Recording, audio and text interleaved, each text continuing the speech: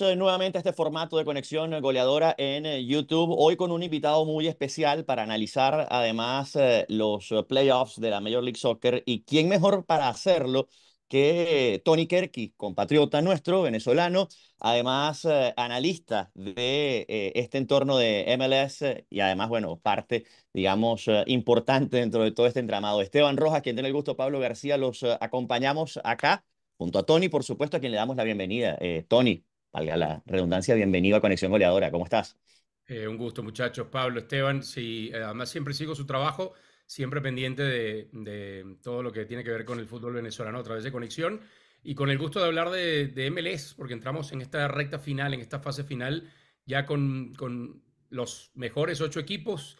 A lo mejor no lo fueron durante la temporada regular en todos los casos, pero son los que han llegado hasta acá y con mérito propio cada uno. Así que lindo para hablar porque además siento que es una liga que cada vez se ha abierto más al talento venezolano y eso es un tema siempre interesante. Sí, bueno, de hecho quiero comenzar, Esteban, antes de darte la palabra, planteando un poco ese panorama general primero del playoff, para luego entonces entrar Claro. en algunas especificidades y luego también, por supuesto, hablar de esta influencia de los venezolanos en la liga. Primero esto, justamente, ¿no? ¿Cómo es el playoff? Entendiendo además que uno de los grandes cabezas de serie, entre comillas, que era el equipo de San Luis, que sorprendió a todos durante la temporada, ya no está y que ahora, pues, evidentemente queda todo como abierto en el oeste y en el este, pues parece que llegaron los que tenían que llegar, ¿no?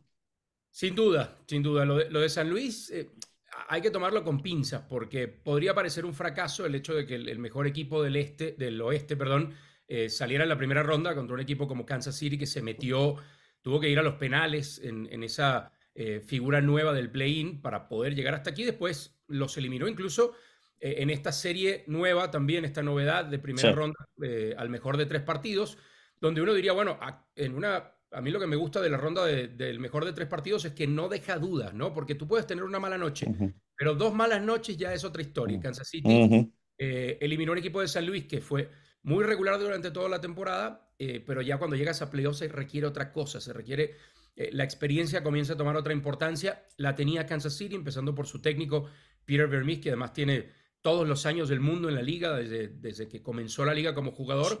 Y del otro lado, bueno, tienes al mejor del este, que fue además el mejor de toda la temporada, Cincinnati, que creo que es el gran favorito para llevarse todo, ¿no? Pero eso hay que Ujú, refrendarlo en el campo siempre. exactamente. Bueno, Tony, bienvenido a Conexión Goleadora. Gracias bueno, por este tiempo para conversar con nosotros de un tema que evidentemente en el cual eres vos autorizada como la MLS, ¿no? Y bueno, hablando precisamente de Cincinnati, ¿no? Hablar de ese cruce Cincinnati-Filadelfia, un cruce con mediocampos con acento venezolano. Entonces, quería preguntarte cómo ves el cruce en este caso y cómo ves la importancia, ¿no? En ambos equipos de Moreno y del Brujo Martínez. Claro. eh, bueno, Esteban, me parece que como venezolanos es evidentemente la serie a la que más interés le vamos a poner, ¿no? Junior me Ujú, parece que es un futbolista que le da mucha estabilidad a un mediocampo de Cincinnati, que otra vez ha sido el mejor equipo durante la fase regular, que en su primera prueba de playoff en esta ronda pasada dejó fuera a New York City, aunque tuvo que pasar por penales en ese segundo juego, realmente fue superior, perdón, a New York Red Bull fue superior a su rival. Y Junior creo que le da esa estabilidad importante a un mediocampo de Cincinnati que tiene también otros futbolistas quizá de un corte un poquito más ofensivo. Y por eso es tan necesaria la figura de un futbolista como Junior Moreno. Y del otro lado tienes a un Brujo Martínez que creo que está todavía más asentado, que es todavía más importante dentro del esquema de Filadelfia. No que no lo sea Junior Moreno en el esquema de Cincinnati, pero lo del Brujo me parece que está en otro nivel. Sí, hablamos de una Siempre cuando temporada de está, All-Star, ¿no? Hablamos de una sí, sí, temporada de sin duda. All-Star para él, Sin ¿no? duda, 80 partidos y resulta que esta temporada se mandó dos, pero dos golazos. además, Y es un jugador que desde su actitud, desde su intensidad también contagia al resto del equipo. Es una serie para ponerle cuidado, porque si bien Cincinnati fue el mejor durante toda la temporada, ujú, la realidad es que Filadelfia, aunque no lo refleje en récord, en funcionamiento y yo diría hasta en lo que tienen individualidades y en el conjunto, no está muy lejos de Cincinnati, porque tiene buenos goleadores y tiene la fortaleza de esa mitad de la cancha, donde por supuesto la figura central es el Brujo. Hay un factor además interesante para Filadelfia, que es el de la experiencia. Este es un equipo que consuetudinariamente en las últimas temporadas ha estado merodeando las finales de la MLS y por alguna u otra razón, bien sea pandemia, bien sea algún problema de lesiones, no se le ha terminado de dar. Y eso en lo particular a mí se me hace muy interesante, ¿no? Sobre todo entendiendo, insisto, que sí, que el candidato es Cincinnati, pero que Filadelfia pues también tiene muchas cosas interesantes para aportar. Sí, aquí el tema pasa por lo difícil que es vencer a Cincinnati en su campo. Apenas perdió un par de Ujú. partidos en la temporada regular. Uno se lo ganó el New York Red Bull.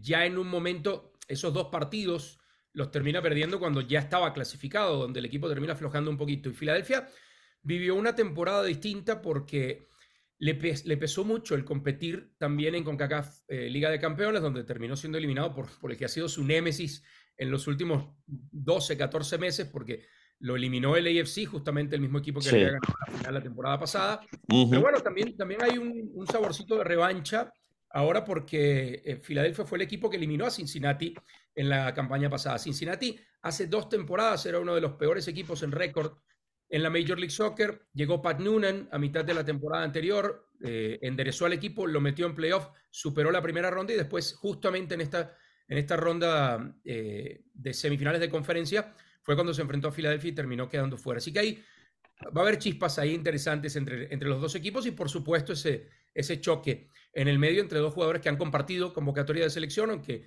el Brujo no estuviera disponible para este último partido por un tema de suspensión. Se conocen los dos muy bien. Sí, se incorpora con nosotros también Alfredo Coronís. Bienvenido, Alfredo. Y bueno, a ver, lánzate también un poquito con tu pregunta para Tony en medio de este contexto de Major League Soccer y de esta serie entre Cincinnati y Filadelfia, que creo que está tan interesante, además con un toque muy vino tinto, ¿no? Sí, Tony, ¿qué tal? Un placer estar contigo. Gracias por estar con nosotros en Conexión Goleadora. A ver, yo quería hablar de la temporada en general, ¿no? Que fue una temporada distinta con la llegada de Lionel. Eso seguramente trajo público. ¿Cómo lo ves desde esa perspectiva interna tú siendo parte del ecosistema de la MLS? ¿Cómo estás, Alfredo? Bueno, sin duda cambió, ¿no? El panorama cuando llega una figura como Lionel Messi, porque ya no solo los ojos de los aficionados habituales de la MLS están sobre la liga, sino los ojos del mundo. La gente quiere ver a Leo Messi y entonces se topa muchas veces con una liga que no conocía, o una liga que conocía, pero que no se había sentado a ver un partido completo. Y yo creo que eso le da un plus. Que no esté ahora en los playoffs, evidentemente. Hiere un poco esa iniciativa, golpea un poco esa iniciativa de convertir a la liga en una liga global, pero yo creo que ya está ahí la atención. Ahora es cuestión de que en la cancha haya un buen espectáculo, que creo que en estos playoffs lo ha habido grandes goles, ha habido mucha ofensiva, para que el que no era un aficionado habitual se quede. Lo de Messi ha sido un impacto tremendo, ha sido un impacto que yo creo que se va a sentir realmente a partir del año 2. Lo de la Leagues Cup, el llegar casi sin tener pretemporada, Ujú. con un par de entrenamientos y llevar al equipo a otro nivel, porque ayudó a levantar al resto de sus compañeros y ganar ese trofeo. Ahora medir qué tanto Messi, Busquets, Alba, eventualmente parece Luis Suárez, van a competir dentro de una liga que quizá no está al nivel de las ligas europeas, pero que a nivel de rendimiento Ujú. físico, a nivel de exigencia, de viajes, etcétera, es una liga que demanda muchísimo. Entonces, esa es la gran pregunta. ¿Qué va a pasar en el año 2 de este proyecto de Inter Miami, al que van a seguir llegándole seguramente refuerzos, pero en ese ambiente, en ese ecosistema de viajes constantes? Hay que recordar que Miami va a jugar también la CONCACAF Champions Cup. Va a ser un año muy difícil en el que este equipo de Miami tiene que demostrar que sí, más allá de que el nivel de estos jugadores esté por encima en lo futbolístico, hay que refrendarlo durante una larguísima temporada regular de 34 partidos más lo que termina ocurriendo en los playoffs y las competencias alternas. Pero yo creo que va a estar ese año 2 como una Leagues Cup que además creo, a tener un sabor de revancha de parte de los clubes mexicanos. Va a ser para realmente prestarle atención. Y además Messi, digamos, se convierte a su vez en un imán para figuras, ¿no? Es decir, la MLS ya viene siendo de hecho un polo atractivo para muchos jugadores, pero bueno, la presencia de Messi en la MLS parece ser, parece multiplicar ese atractivo. Te iba a hacer una pregunta aquí echando un poco de memoria. ¿Es la llegada de Messi la más importante institucionalmente para la MLS desde la llegada de Beckham? Tal vez, ¿qué coincidencias y qué diferencias se pueden encontrar entre las llegadas de estas dos figuras, ¿no? Porque la de Beckham también marcó un hito en su momento, fue el comienzo de un cambio, ¿no? Mercado técnico también en la MLS. Ah, Y bueno, también terminó teniendo impacto como jugador, porque a pesar de un inicio muy complicado para él en la cancha, también terminó siendo campeón. sí, sí, siempre se van a comparar, ¿no? Esas dos llegadas porque cambiaron, a mi juicio, cambiaron la liga. La de Beckham a día de hoy sigue teniendo una mayor trascendencia por otras razones. Una, la llegada de Beckham básicamente dio nacimiento a la figura del jugador designado, que fue esa figura que le Claro. permitió a los equipos decir, bueno, si yo tengo más allá del límite salarial que la liga impone, yo tengo la capacidad de traer a un futbolista estelar, que lo que va a hacer es alimentar el nivel de la liga y hacer que la liga se crezca como marca global, bueno, déjame hacerlo, ¿no? Y ese, los jugadores designados, y lo que permite que hoy un jugador como Leo Messi llegue. Ujú. Ahora, Ujú. cuando llegó Beckham, más allá del nivel que tenía de venir del Madrid de los Galácticos, no era comparable futbolísticamente a lo Claro. que traía o trae Lionel Messi, más allá de que Messi llega en una edad más avanzada. Y lo hemos visto y se ha hablado mucho del tema, si Lionel Messi corre, no corre. Uno ve los partidos y se da cuenta que no está los 90 minutos corriendo, como quizá es la costumbre en MLS, pero sencillamente corre cuando el equipo lo necesita y cuando ha estado en la cancha su equipo ha sido superior la mayor parte de las veces. ¿Qué puede pasar de aquí en más con la llegada de Messi para que en esa comparación termine teniendo una importancia mayor a la de Beckham? Bueno, dos cosas. Una, que en esta permanencia de Leo Messi la liga se convierta en esa marca global, que es lo que quiere, que es lo que busca, Ujú. compita eventualmente con las ligas europeas, en audiencia, porque además son horarios diferentes, ¿no? Ahí hay Sí. un cortocircuito un poco, pero a nivel global ese reconocimiento de liga importante también va a llegar en un punto que tú tocabas, que es qué tanto le abre los ojos a otros futbolistas que están buscando algo distinto la llegada de Claro. Messi, ¿no? A Ujú. futbolistas. Yo creo que uno que puede aterrizar no muy lejos en la MLS pronto, diría yo, es Antoine Griezmann. Porque la MLS, además de ofrecerle al futbolista esta otra oportunidad de jugar en un ambiente distinto, y eso es verdad, la presión Ujú. de los equipos más duros en Europa, sin esa presión de tener que ganar todos los partidos, le ofrece también un estilo de vida que a muchos les gusta. Y un caso particular es el de Sergio Busquets, ¿no? Que quería venir a jugar a la MLS porque también quería experimentar el estilo de vida en los Estados Unidos. Además son atletas que les gusta mucho, que siguen otros deportes, se hacen aficionados de la NBA, que les gusta ir a un partido de NFL. Claro. Yo creo que ese es otro imán interesante que la liga tiene que explotar en los años siguientes. Claro, me voy otra vez al tema entre venezolanos y sobre todo pensando, Tony, en esta liga que es, como bien decías al principio, bueno, es una liga que está en crecimiento, pero que además ha servido como una suerte de portaaviones. Hay un caso particular y muy específico que es el de Cristian Cáceres Jr., cómo salta o cómo llega, mejor dicho, muy joven a la Major League Soccer, se hace futbolista de selección, inclusive dentro del entorno de MLS, estando en el New Sí. York Red Bulls. ¿Cómo ves esta perspectiva justamente de esta liga?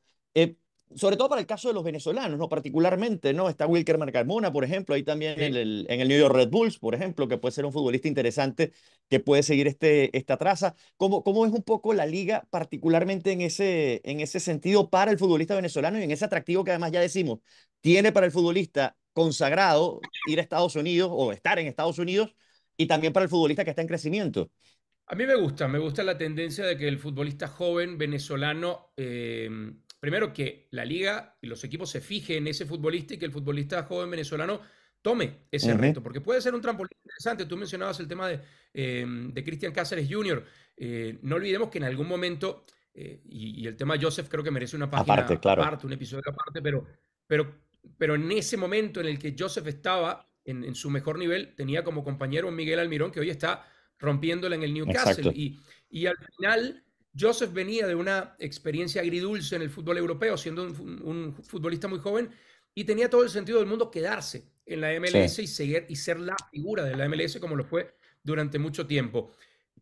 Pero el caso de Joseph no creo que sea el que se vaya a repetir a lo largo de los próximos años con estos futbolistas, porque tenemos futbolistas jóvenes que pueden seguir utilizando esto como trampolín. El Brujo Martínez todavía estamos Está hablando en la edad, de hecho, o sea, claro, está es en el una muy buena momento. edad para hacerlo, porque a veces irse muy joven también es contraproducente. Pero bueno, hablábamos de Filadelfia Cincinnati. A mí se me olvidó mencionar Eso que es eso es bueno, bueno, que claro. cuando no estuvo el Brujo Martínez, hizo un gran trabajo también en la mitad de la cancha para Filadelfia. Miguel Navarro, jugador titular hoy en selección en la Vinotinto. Hay un Ronald Hernández que quizá no ha tenido la mejor temporada, pero es un futbolista que se va nutriendo y que va creciendo también en Atlanta United. Hay muchas oportunidades y para mí es una manera también de dar otro paso en la profesionalización, porque esta es una liga, más allá de lo que se pueda debatir del nivel futbolístico, técnico, sobre todo en el aspecto defensivo, esta es una liga muy profesional en cómo se entrena, en cómo se alimenta, en cómo se lidia con la prensa, y creo que eso es un aprendizaje que le viene de maravilla a la generación más joven del fútbol venezolano. Sí, no, aprovecho, ya tú asomaste el caso de Joseph Martínez, evidentemente, pues es otra de las cosas sobre las que los ojos de los venezolanos están puestos en la MLS. ¿Cómo ves hoy el futuro de Joseph Martínez? ¿No? Ha sido la gran figura de la liga en su tiempo con el Atlanta United, allí lo ganó todo, individualmente y colectivamente. Formó parte de este Inter de Miami de Messi y ahora tiene que buscar nuevos caminos. ¿Cómo es el futuro de Joseph Martínez en la MLS? Yo creo que Joseph, no sé, hoy, y yo no he conversado con él esto, y él creo que tampoco lo ha hecho público, cuál es realmente su deseo, más allá de que sabemos que quiere volver a jugar, quiere tener la regularidad que tuvo en ese inicio con Inter Miami. Yo no sé qué pasó allí, pero esa sociedad con Leo Messi las primeras 3 semanas en las que empezó a competir Leo Messi en la MLS era fantástica. Y yo creo que se entendieron de maravilla los dos jugadores. No sé si fue ya un tema de decisión técnica del Tata, no sé si fue un tema de que algo se rompió, pero a mí me resultó penoso porque me parecía que era el momento en el que Joseph otra vez se enganchaba, después de pasar un periodo Claro.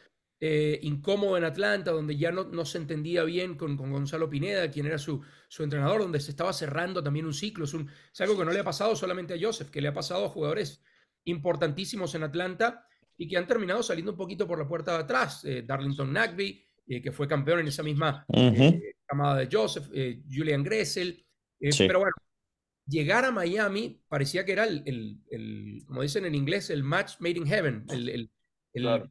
el lugar ideal, tanto para que Joseph continuara su carrera, recuperara ese nivel que en algún momento perdió en Atlanta, como la necesidad de un equipo de Miami, en ese momento no estaba completamente confirmado en el panorama Leo Messi, de tener a un futbolista que pudiera ser ídolo de la afición, que tuviera esa conexión con la afición y que le diera goles, que al final era lo que le faltaba a este equipo. En resumen, yo creo que Joseph tiene todavía mucho por dar en la MLS. Se me ocurren 4 o 5 equipos que, dadas las condiciones económicas, se beneficiarían muchísimo de tener a un futbolista como Joseph Martínez, pero él tiene también que estar seguro de llegar a un lugar donde va a tener minutos y donde va a estar bien rodeado, porque al final eso le terminó pasando también en su segunda etapa en Atlanta, digamos, después de la lesión de rodilla. Joseph, como buen 9, necesita que lo alimenten de balones. Y eso, en la etapa pre-Messi en Miami, no estaba pasando. No le pasaba a él y no le pasaba a Campana, que era la otra opción en el 9. Entonces, a la hora de tomar la decisión y mirar las ofertas que tenga sobre la mesa, creo que eso es muy importante para Joseph Martínez. A ver si ahora Sobre Joseph, regresó. perdón, No, remato. Esteban, sí. Sobre Joseph, hablábamos de ese buen comienzo y cómo fue cambiando un poco el panorama de Joseph internamente en el Inter de Miami. Lo que pasa es que también allí digamos, desde los despachos, la sombra de esa avenida de Luis Suárez puede haber pesado, ¿no? Sin duda, sin duda. Y aquí ya estamos hablando de cosas deportivas y también extradeportivas, porque está claro que dentro del Inter se ha buscado que Leo Messi esté lo más cómodo posible. Y no hay cómo culparlo, ¿no? Yo también, si tuviera en mi equipo al mejor del mundo... Yo también, sí. Todo lo que quiera, exacto. Lo que quiera, claro. Y ahí es donde Inter tendrá que empezar a poner en la balanza, ¿no? Porque a mí una de las cosas que me preocuparía si fuera el Inter Miami es esa mezcla necesaria que tienes que tener en el campo futbolístico de otro mundo, como son Busquets, como son Alba, como son Messi, como es evidentemente Luis Suárez también, pero esa mezcla de futbolistas que puedan correr durante 80, 90 minutos, porque es En lo esta que liga se requiere la corre, liga. Pero claro. sin duda, si en los planes de Miami de arranque estaba traer a Luis Suárez, eso siempre iba a pesar en contra de Joseph, porque Joseph, entre las dos opciones que había de 9 en ese momento en el equipo, que eran él y Campana, Joseph es el de más edad, probablemente el que cobra mayor sueldo, y eso a la hora de tomar una decisión en una liga donde los Claro. temas económicos hay que cuidarlos muy bien porque puede generar multas, castigos. Ya a Miami le pasó, empezando Sí. por ahí. Miami ese tema lo conoce muy bien desde adentro. Entonces, la llegada de Luis Suárez, evidentemente, donde se iba a romper la cuerda era del lado de Joseph. Claro. Alfredo. Sí, no, yo creo que no solo para el futbolista venezolano es importante la MLS. Yo creo que también es un sitio en el que se han abierto posibilidades para técnicos criollos, empezando por Gianni Savarese, que es una figura respetadísima en el circuito MLS. Por ahí está abriéndose camino también Ricardo David Páez. En Claro, el en tema de los Cincinnati. Con banquillos, Cincinnati. sí, precisamente con Cincinnati. ¿Cómo ves ese camino para los banquillos, para los técnicos venezolanos, ¿no? Y el aterrizaje en la MLS.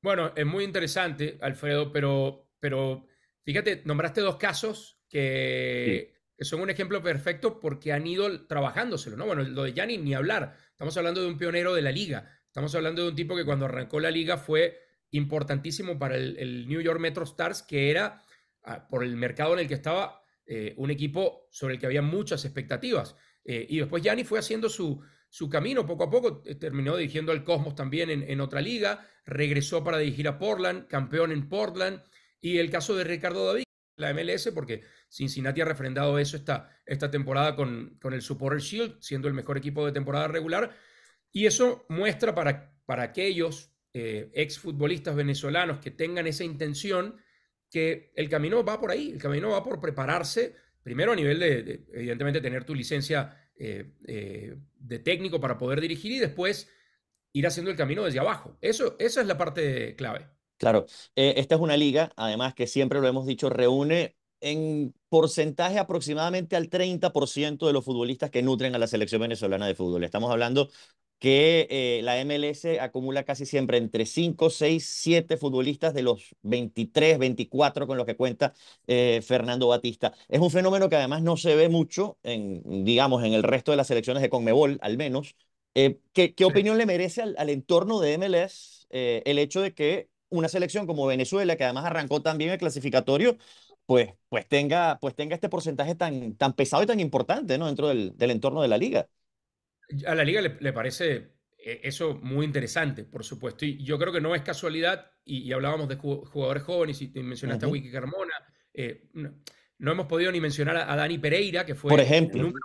número uno en el Ujú. draft cuando Austin tuvo que elegir. Sí. Imagínate, estamos hablando de una cantidad de futbolistas jóvenes que no es casualidad que estén en la MLS. Yo creo que la liga en general y los clubes se han fijado en ese talento porque entienden que es un talento económicamente accesible, que llegando jóvenes los pueden terminar de desarrollar, y eso es algo que a la MLS me parece le encanta.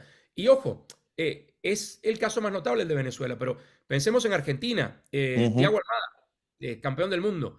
Alan Velasco lamentablemente se rompió los ligamentos hace poco, es un futbolista con un talento tremendo, ya fue llamado a la Luciano selección Acosta argentina. se acaba de meter en el entorno de selección también, Bueno, Luciano Acosta lo que pasa es que que es es un un tipo, crack. tiene tanto tiempo jugando que parece mayor, tiene me parece Mm, 26, 27 años, es un futbolista ujú, que se comió la liga este año. Hablemos de Colombia, Cucho Hernández, en el momento en ujú. que se decidan a darle minutos en la selección, estoy seguro que va a triunfar porque el delantero de Columbus ha tenido un temporadón, y así podemos ir por distintos equipos. Cristian Olivera, jugador del AFC, titular con Uruguay en la Sí. última jornada. Yo creo que lo vamos a ver cada vez más, porque además había antes, creo, Pablo, ese como estigma de no, está en la MLS, ya está fuera del radar de selección. Ujú. Eso pasaba en todos los entornos. Yo creo que Sí. eso cambió. Yo creo que ya hoy los técnicos entienden que si hay talento en esta liga, tienes que prestarle atención. Pedro Gallese tiene años en esta liga, es el titular indiscutible en la selección peruana. Wilder Cartagena, y así podemos irnos. Y en CONCACAF ni se diga también, hay muchos casos en CONCACAF. Se ha ido elevando. En la FP, en France Press, a principios de esta temporada se publicaba un tema bien interesante, lo hacían los compañeros de allá de Estados Unidos, de cómo la MLS se había convertido, digamos, en un segundo polo, ¿no?, de atracción en la región, en todo el continente, ¿no? Y estamos solo por debajo en cuanto a en cuanto al nivel de captación de talento a día de hoy, solo por debajo del Brasileirado, con todo el prestigio que tiene el Brasileirado y con el músculo financiero que también tienen muchos de los equipos del Brasileirado. Y entonces, bueno, la MLS combina eso, combina músculo financiero, combina lo que tú dices, ¿no? Un elemento, puede ser un sitio donde desarrollarte más alejado de la presión, ¿no? Entonces, tal vez puede ser una muy buena liga de desarrollo, pareciera que la MLS va apuntando hacia allá y cada vez va desapareciéndose ese estigma de cementerio de elefantes que en algún momento tuvo. Sin duda. Y hay otro tema, y yo lo tocaba un poquito cuando hablábamos de Inter Miami, pero que pasa tanto con los jugadores veteranos, que ya están buscando la recta final de sus carreras, como con los jugadores de quizás no tan jóvenes, 23, 24, 25 años, que ya tienen familia. La MLS en ese sentido hace un gran trabajo cuando se presenta como opción. Hay muchos futbolistas que no solo llegan, sino que quieren quedarse porque sus familias están cómodas, porque viven a gusto en las ciudades en las que están, más allá de los temas climáticos, que a veces al futbolista que viene del trópico le cuesta un poco cuando termina aterrizando, en Minnesota, no sé, en Cincinnati o en Minnesota, como le pasó a Córdoba en Vancouver. Pero la liga me parece que en ese sentido ofrece un paquete integral al futbolista cuando está sobre la mesa la posibilidad de ir a un equipo de MLS. Pero eso que acabas de decir es importantísimo y creo que pasó mucho tiempo por debajo de la mesa. Estaba funcionando, de que iban a buscar jugadores jóvenes con mucho talento que se le había de alguna manera escapado a otras ligas. A mí, ahora que mencionábamos a Cincinnati, cuando tengan oportunidad, véanlo jugar porque me parece, yo creo que eventualmente va a estar en selección argentina. Ajá. El lateral izquierdo carrilero de Es muy Cincinnati, bueno. Álvaro Es Barreal, muy bueno. le pega a la pelota como los dioses. Es un futbolista que va y viene, recorre, tiene una definición espectacular, tiene pase espectacular, cambio de frente.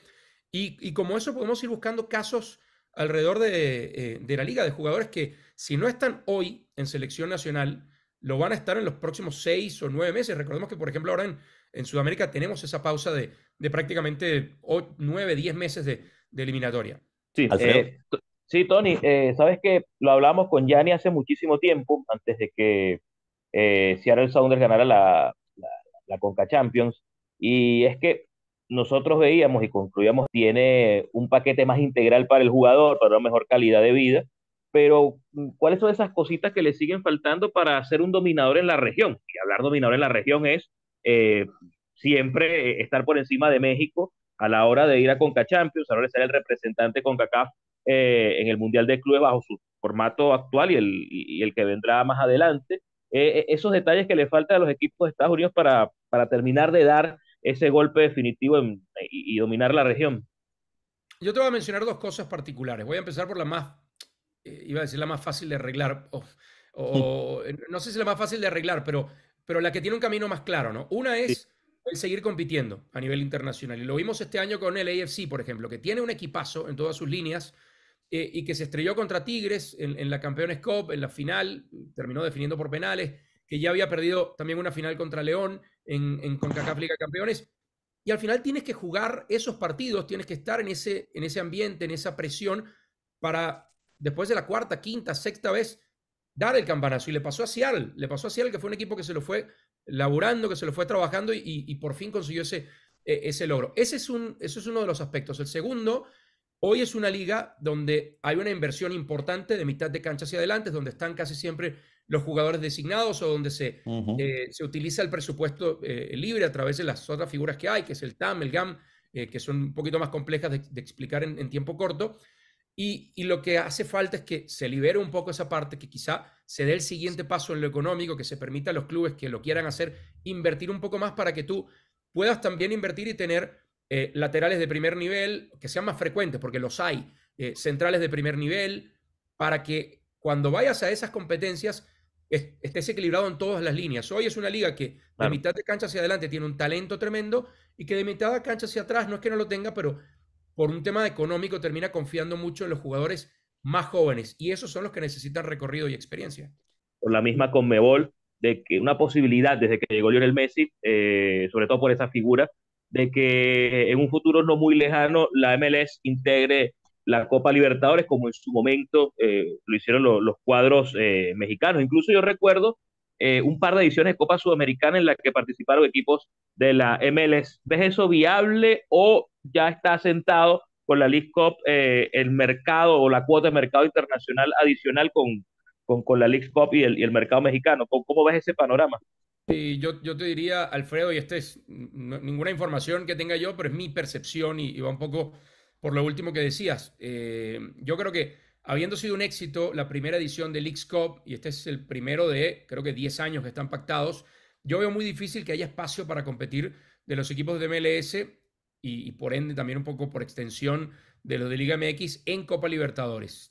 Toda la concentración por ahora va a estar en ese mes que se va a jugar todos los años, que en este verano va a tener que acomodarse un poquito por tema Copa América, pero que ya está trabajándose en las fechas.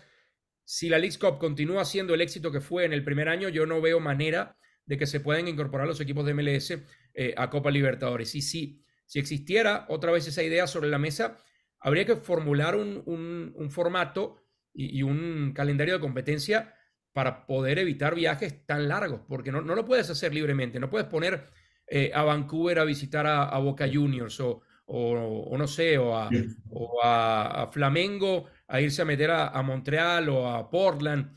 Es muy complejo ese tema porque estamos hablando de distancias muy grandes, no es como pasa en la mayor parte de Europa. Yo esas son las dos razones por las que no creo que eso vaya a ocurrir pronto. A ver, Esteban, para cerrar.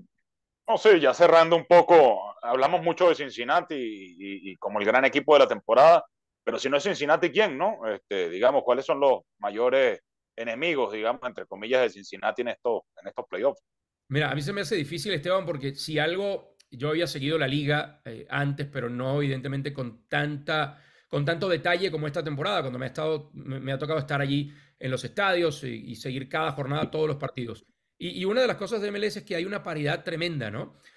Si yo tuviera que pensar en un equipo que anda muy bien hoy, tendría que pensar en Orlando. Orlando tampoco le va a tocar fácil ahora porque viene un rival como Columbus, que es un rival que juega por todo, que recibe 3 goles, pero te hace 5. Pero yo creo que Orlando es uno de los equipos más equilibrados línea por línea. Y si me tuviera que ir al lado del oeste, yo creo que el finalista va a salir de esa serie entre el AFC y Seattle. El AFC tiene la ventaja de que juega en casa, tiene la bota de oro del torneo a Denis Wanga, tiene a Carlos Vela, que se crece también en momentos importantes. Pero Seattle es un equipo que si uno tuviera que elegir un equipo de la década en MLS, ese es Seattle. Y si bien no ha tenido la temporada más saludable en cuanto a sus futbolistas, siempre es candidato, pero tendría que superar ese escollo del AFC. Del otro lado, aunque Houston ha tenido una buena temporada con un Héctor Herrera tremendo, aunque también lo ha tenido Kansas City después de un mal inicio, yo me inclino por ese lado. Pero si tú me preguntas por el candidato, el rival más importante de Cincinnati, yo te diría Orlando, que en teoría, de avanzar ambos, se lo toparía en la final de conferencia. Bueno, Tony, muchísimas gracias por habernos acompañado a hablar de fútbol venezolano, hablar de venezolanos en MLS también. Y bueno, ¿quién mejor que tú para poderlo hacer? Un abrazo, nos reencontramos muy pronto, ¿ah? No, gracias por la oportunidad, muchachos, y sigan con el buen trabajo.